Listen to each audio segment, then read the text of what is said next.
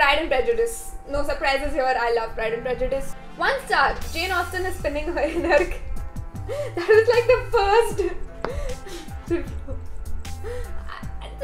I kind of get it because people have read the books of movies. I get it, like I relate to these people. So the Benny Hill version of Pride and Prejudice should... Okay, sorry. This is too funny. The Benny Hill version of Pride and Prejudice, which should be called Shy and Miserable. Why are people so funny? I feel like people on IMDb and Reddit are more funny than people on YouTube. I really hated this. It is okay to modify scenes from the book, but to change the spirit of it completely is too much. And to change Jane Austen's witty dialogue from some of the prose, especially early on in the piece, was definitely not an improvement. This loud, grubby group were not my idea of the Bennets or their friends. The Bennets may have been poor and may well have lived in a shabby house, but they had more class than this lot.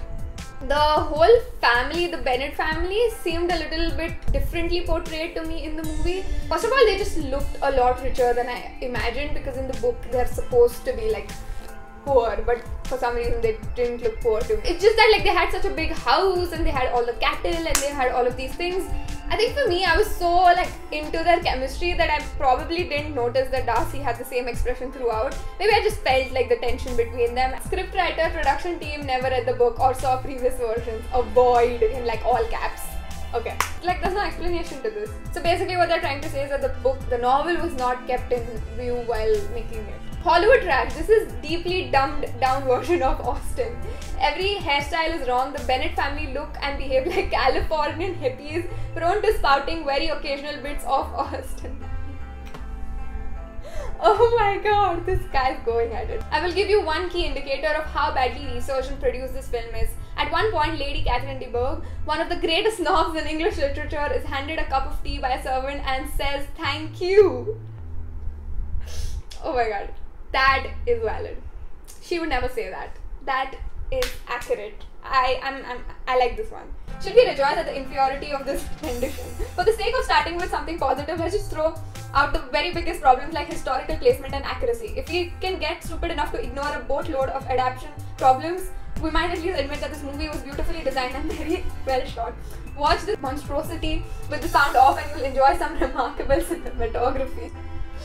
That person could have just said that the cinematography is good, but the way that he has written it, or she has written it, I don't know who's written this, has just elevated the comment. But no lavish castles or vivid sunrises can reduce such a mess. First, we had to cut off the head of the beast in terms of raw materials and leadership. The screenplay borders on jabberwocky, honoring only the most banal of Austen's dialogue, and despite being the consummate romance, director Joe Wright isn't able to coax anything more than a lukewarm shrug from any of the key players. Okay, this comment is way too long for me to read, but I get where this guy is going, and it's like very in-depth. Let's go down. When will Hollywood learn that unless you bleed every 28 days or are named Andy, you're not qualified to handle Jane Austen? Go tackle the Brontes, and there must be at least a half dozen more Gladiator movies waiting to be made or remade. Heck, take Dickens or another spin around the dance floor, but leave the next Austen adaptation to the BBC A&E or Masterpiece Theatre, where they might still care more about characters and story than honoring a 5-picture deal for the latest startup teen stars.